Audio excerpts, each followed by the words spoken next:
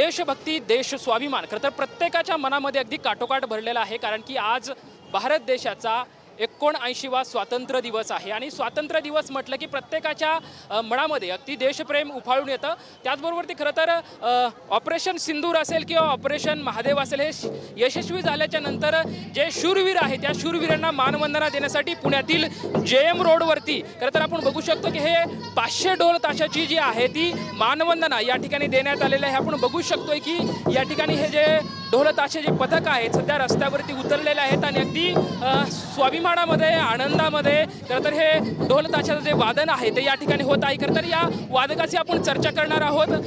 तुम्ही रस्त्यावरती उतरलायत, ढोल वाजवताय, त्याचं काय कारण? आम्ही 500 ढोल मिळून तिरंगा फेस्टिवल इथे सेलिब्रेट करत आहोत। ऑपरेशन सिंदूर आणि ऑपरेशन महादेव हे यशस्वी झाल्याबद्दल आम्ही आज 15 ऑगस्ट निमित्त इथे महावादन करत आहोत, पुण्यातले सर्व ढोल मिळून। तर ऑपरेशन सिंदूरमध्ये सुद्धा 2 महिला उतरवल्या, त्यावेळेचा काय अभिमान होता?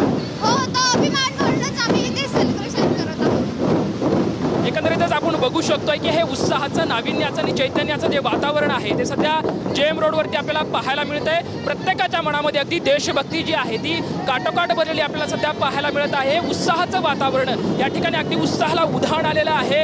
अगदी भारत माता की जय असा जो ऊर्जा स्रोत आहे ती क्षणोक्षणाला जी आहे ती देशभक्ती वाढवत आहे, उत्साह वाढवत आहे, नाविन्य वाढवत आहेत। पुण्यातल्या JM रोडवरती आपण बघू शकतोय की ही तरुणाई रस्त्यावरती उतरलेली आहे आणि आपल्या देशाच्या शूरवीरांना मानवंदना देण्यासाठी त्यांच्या माध्यमातून 500 ढोल ताशाचं जे आहे ते वादन या ठिकाणी होत आहे।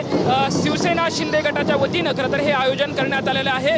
एकंदरीतच उत्साहाचं आणि नाविन्याचं वातावरण जे आहे ते सध्या पुण्यामध्ये पाहायला मिळत आहे। कॅमेरामॅन योगेश सावंतसोबत लक्ष्मण जाधव, TVN मराठी, पुणे।